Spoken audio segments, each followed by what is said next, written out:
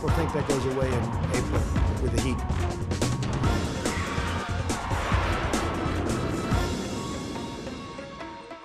Hello there, welcome to a Planet America Democratic Convention special. I'm John Barron. And I'm Chester Chisello. This week, Joe Biden becomes the Democratic presidential nominee. Our special guest, someone who's been there and done that, Michael Dukakis. We're going to be wrapping up the first 2 days of the DNC and break down the fight over the US Postal Service. Is Trump really trying to sabotage the election?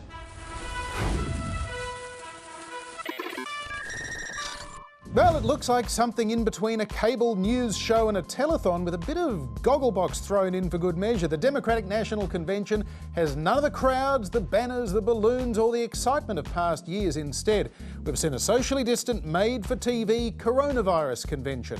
Aired over 2 mercifully short hours during prime time in America, it has been relatively free of awkwardness, although not entirely. On the first night, Jim Clyburn got a bit of a dud cue.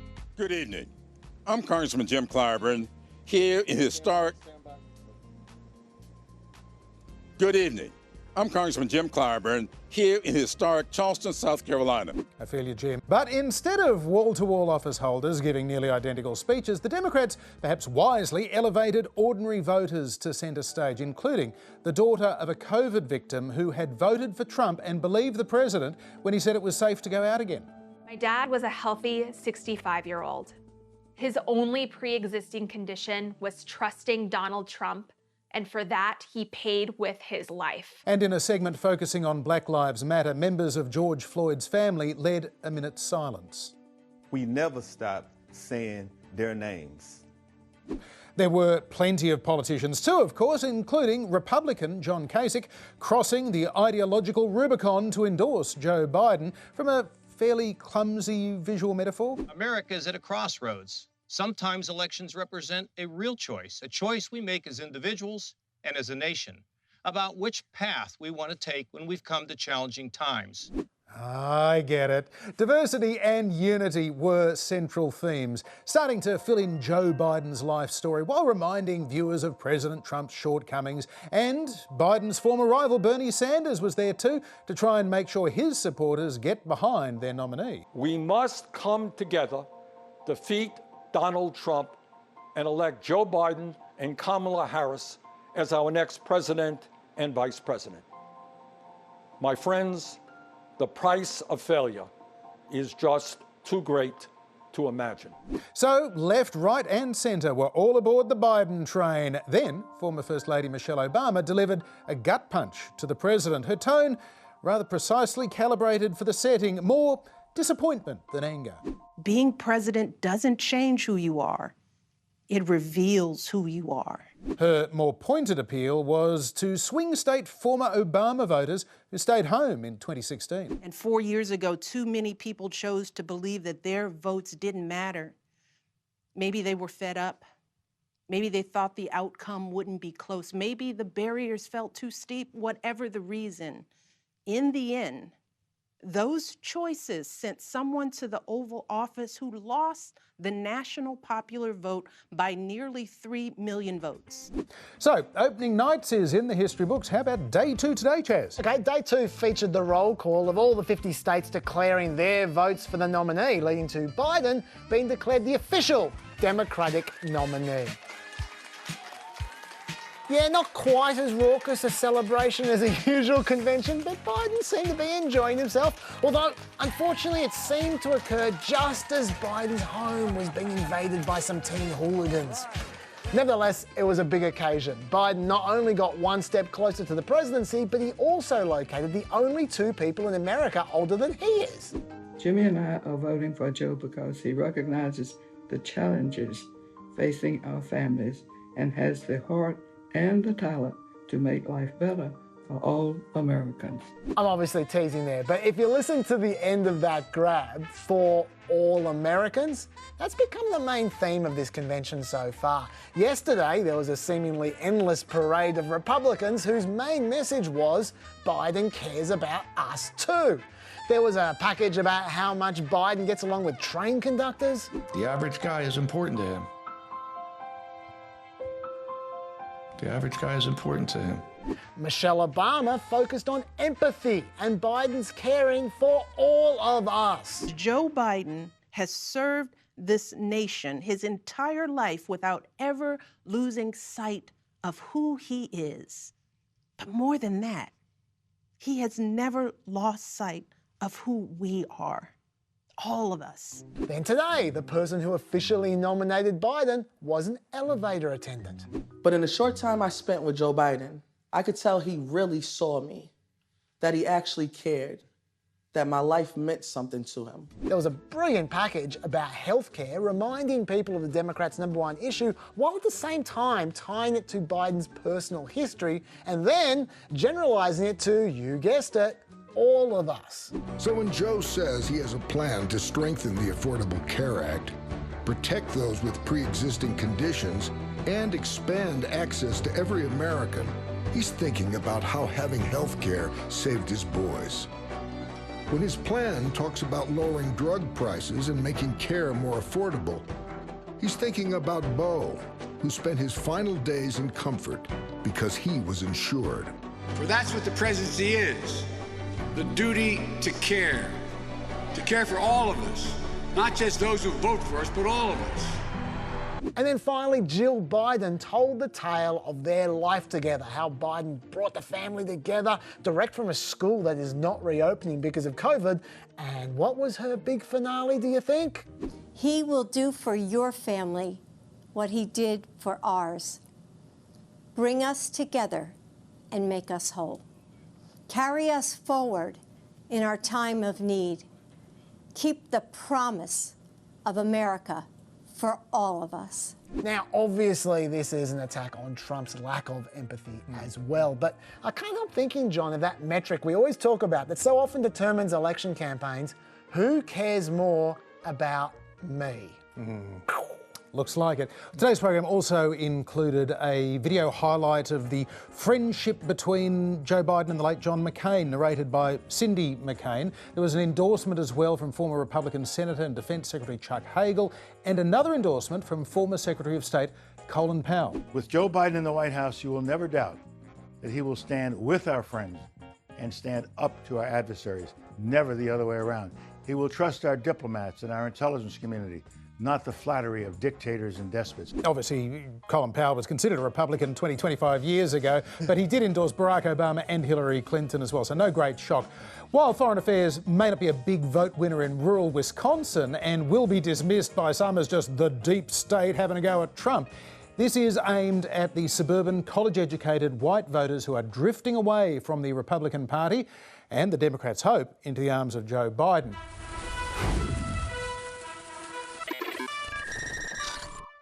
As Joe Biden prepares to accept his party's presidential nomination this week, he would do well to remember, though, the fate of another Democratic candidate, one who defeated Biden and a group of rivals including Al Gore and Jesse Jackson on his way to the convention.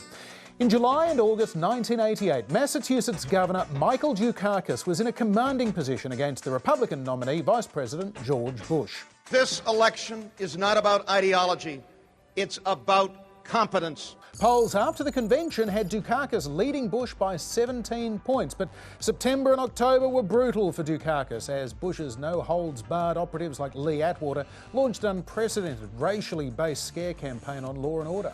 He allowed first-degree murderers to have weekend passes from prison. One was Willie Horton, who murdered a boy in a robbery, stabbing him 19 times. And they targeted him on defence as well.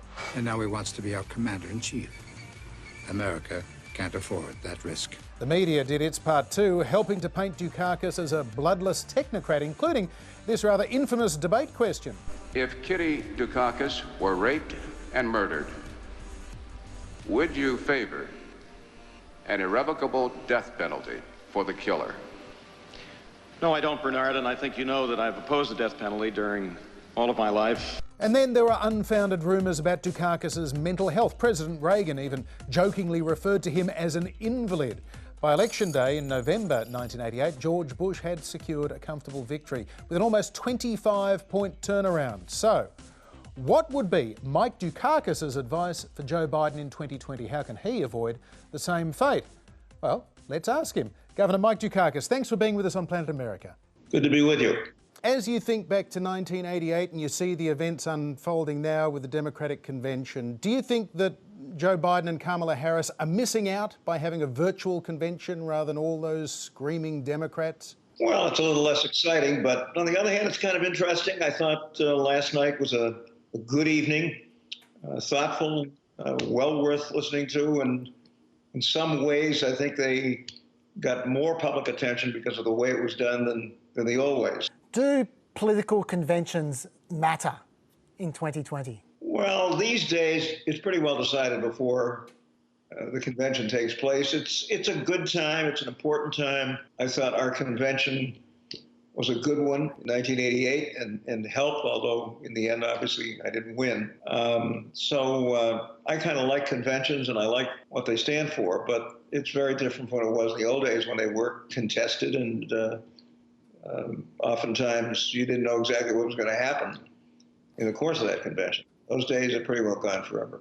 Of course, you headed out of that 1988 convention, Governor, with a strong lead in head-to-head polls against Vice President Bush at the time.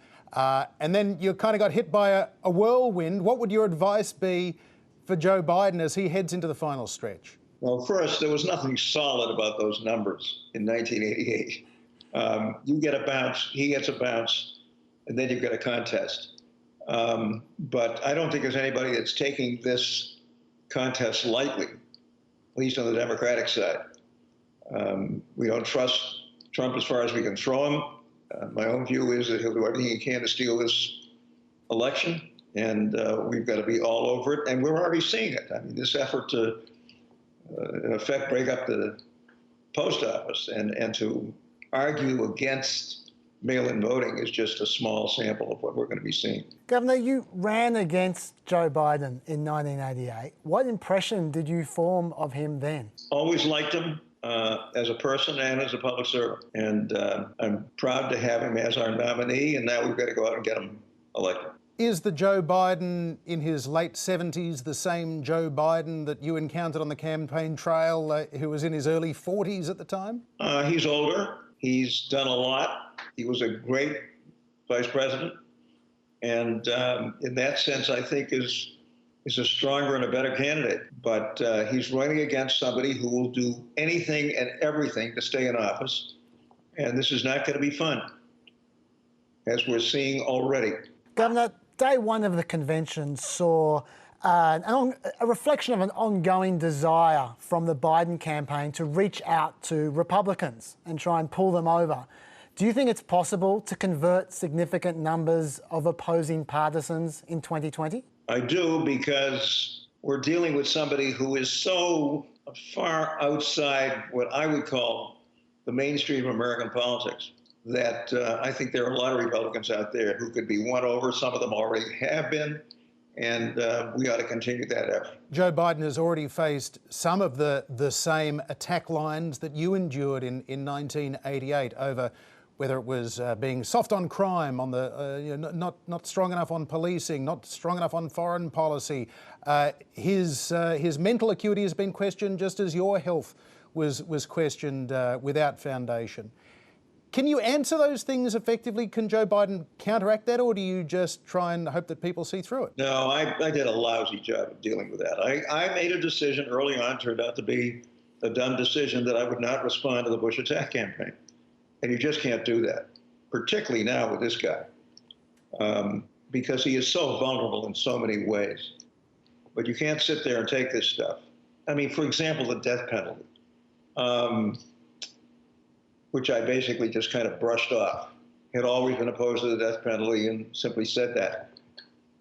What I should have said was that the homicide rate in Houston, Bush's hometown, was 6 times the homicide rate in Massachusetts. In fact, my state is the lowest homicide rate in America. I never said that. Didn't make a lot of sense.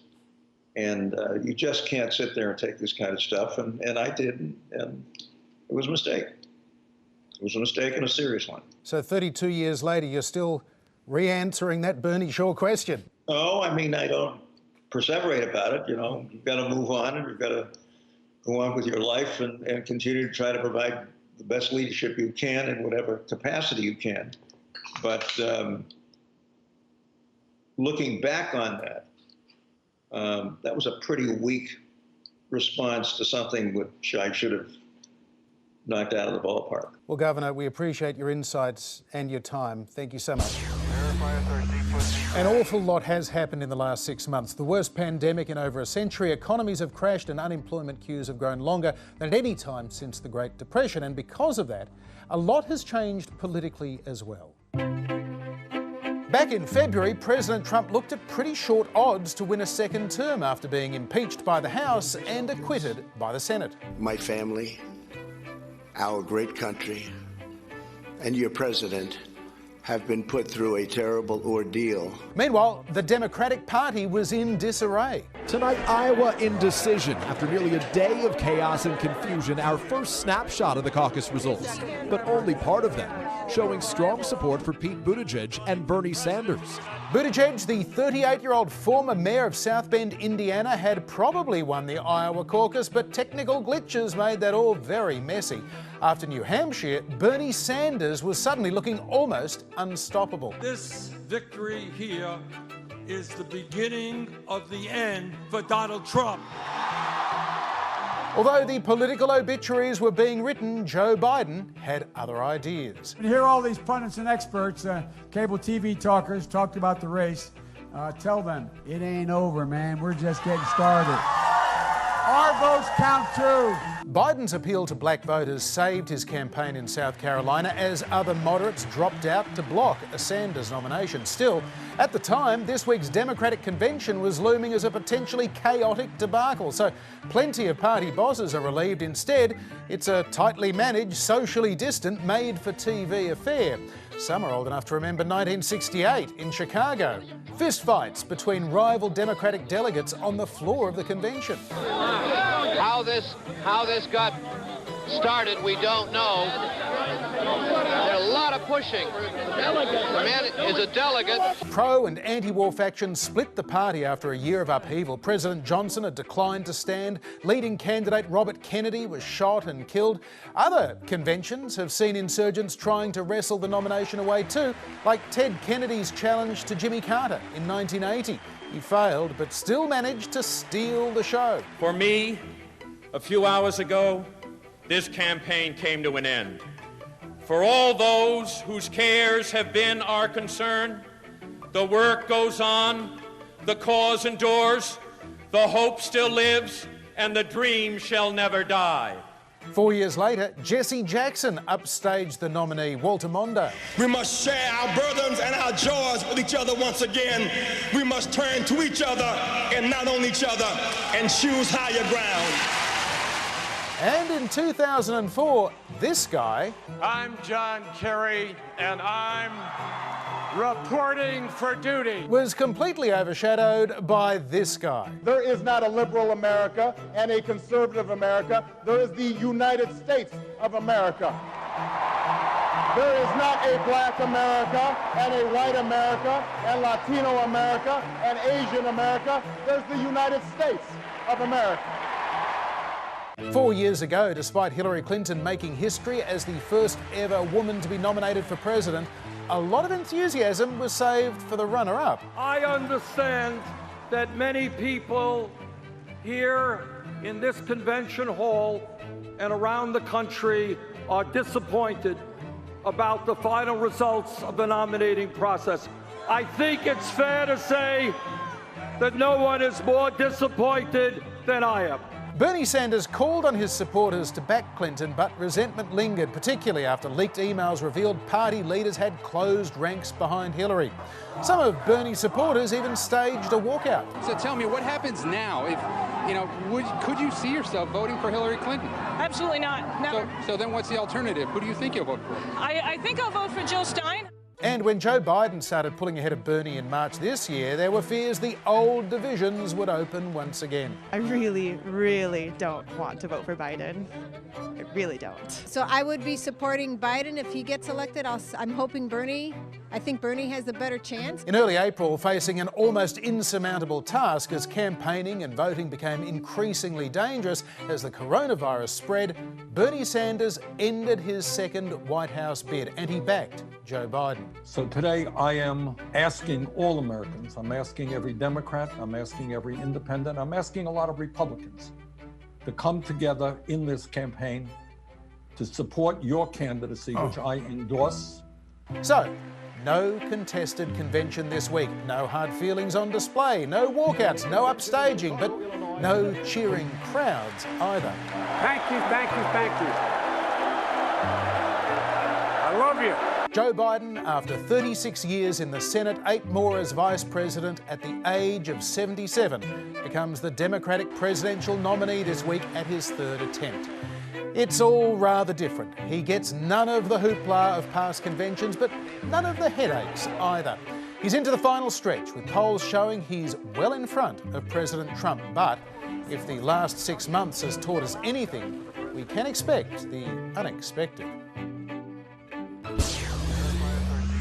It's losing billions of dollars a year and facing a surge in demand in the middle of a pandemic. Now, the US Postal Service is at the centre of a high-stakes political battle, and the outcome of this year's election could well depend on it. So, we better break it down.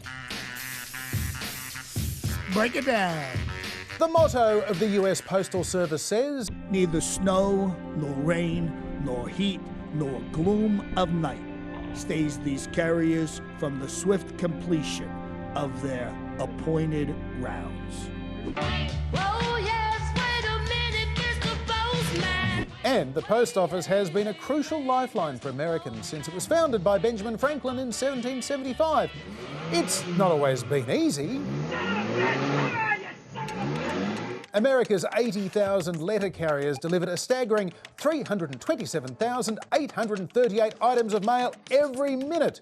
More than 180 million a day, and it takes 500,000 other mail workers to process that massive volume. But their new boss wants to save money. This is their new boss, Postmaster General Louis DeJoy. He started in June at a time when the postal system was carrying more parcels than ever because of the coronavirus pandemic. But their more profitable letter-carrying business continues to slide. Last year, the USPS lost a staggering $8.8 billion, although a lot of that was to pay for pensions. It has close to $50 billion in the bank on hand to fund the future healthcare costs of its workers. No other government agency has a congressional mandate just like that. Basically, with the Postal Service, what we're looking at in any kind of bill is something that will relieve the Postal Service of this burden of having to pre-fund our retirees' health benefits. This has been something that's a law that's passed like in 2006, and that has been the source of the lost revenue and the losses that the Postal Service has been reporting over the past 10 years or so. President Trump has opposed efforts to boost USPS funding as a part of coronavirus relief measures. Louis DeJoy, meanwhile, has cut overtime, meaning if one letter carrier is sick, they can't get someone else to expand their round to cover it, so the letter waits until the next day or longer. He's also removed some mail sorting machines. He clearly thinks some mail workers have been taking it easy. That has all slowed down the collection and delivery of the mail, including things like Social Security checks, even prescription drugs. And as we approach November's election, it's raised major concerns about the Postal Service's ability to handle tens of millions of mail-in ballots. Universal mail-in voting is going to be catastrophic. It's going to make our country a laughingstock all over the world. Louis DeJoy is a Trump supporter and donor, raising concerns this is all a deliberate ploy to sabotage the election. The Postal Workers Union, meanwhile, has endorsed Joe Biden. The USPS Inspector General is looking into DeJoy's actions and facing a flurry of lawsuits. DeJoy announced earlier today he was putting the overtime bans and other efficiency measures on hold until after the election. Democrat Speaker Nancy Pelosi has recalled the House of Representatives this weekend to try and pass a $25 billion bill to prop up the Postal Service. Within this administration is an attempt to make sure your vote doesn't count and doesn't count as cast. A bipartisan group of senators is also looking at pumping billions of dollars into the USPS. Meanwhile, protesters convinced this is a plot to steal the election are staking out Louis DeJoy's house, and they have folk music. In times like these, it's fair to say we'll need new ways to vote. But if the Postal Service dies, my friends, that's all she wrote.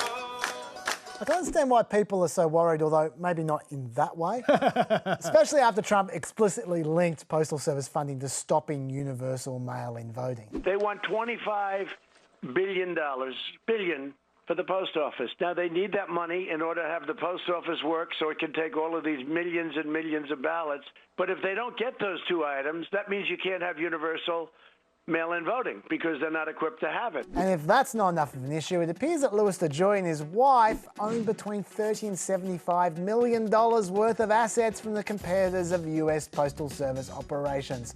This smells like... But we need to establish what's for real here and what isn't. First of all, the Postal Service is not about to run out of money. According to their annual report from 2 months ago, they had sufficient liquidity to operate through to at least August next year. Secondly, it is true that NBC found internal documents detailing the decommissioning of 671 mail sorting machines. But the key document implementing this policy was dated May 15, a month before Louis DeJoy assumed office. So that complicates things a little bit. There's also been a lot of anxiety online about post boxes being removed. Sorry? What's that? But the Postal Service insists that removing post boxes for maintenance and moving them around is normal, and besides, in response to the outcry, as John said, DeJoy promised that both mail processing equipment and blue collection boxes would remain where they are anyway. We've also heard about Louis DeJoy messing with management, reassigning or displacing 23 postal executives, but apparently that's what happens, because DeJoy's predecessor rejigged the staff when she took over as well. The overtime moratorium that John mentioned seems a bit more concerning, especially when as many as 40,000 postal workers have been quarantined or are out sick because of coronavirus.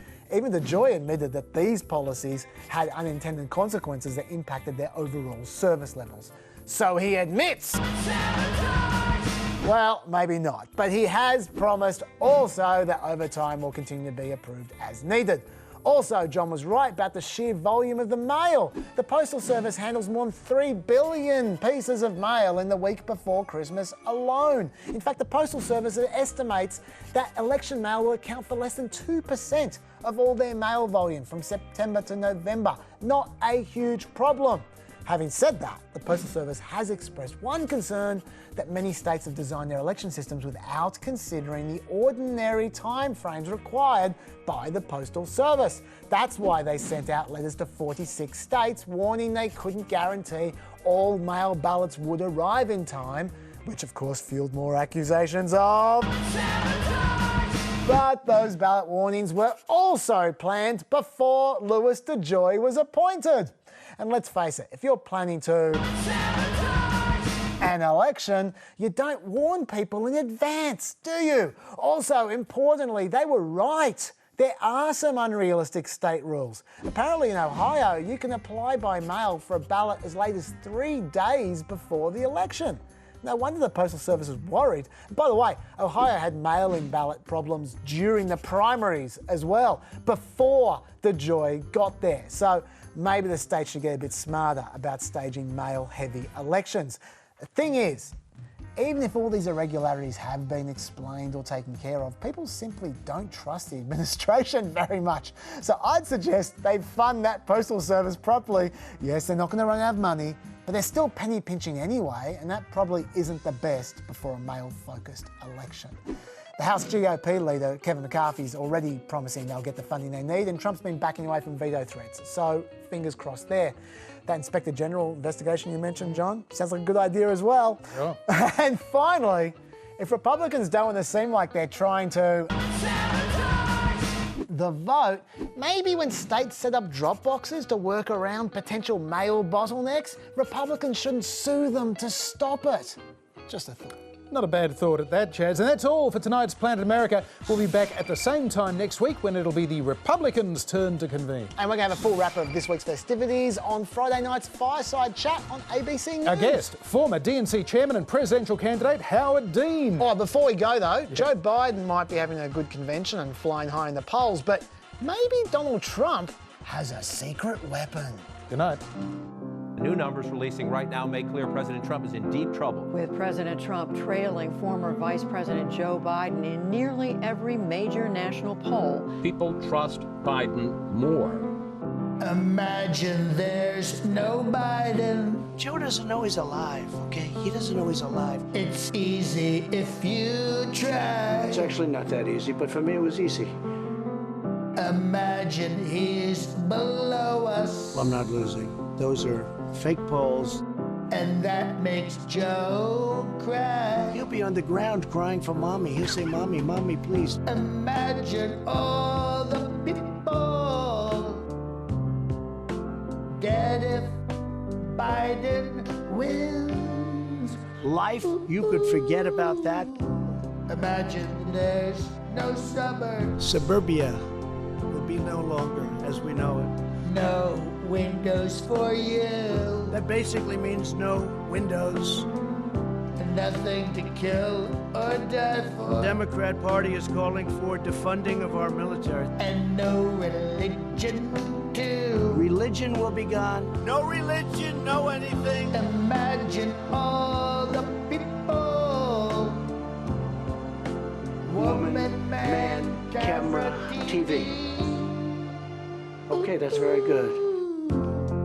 You may say I'm a fearmonger. No city, town, or suburb in our country will be safe. But I ain't going down like that. I have just called President Obama to congratulate him. I hope somehow you believe me. Oh, believe me. So my polling won't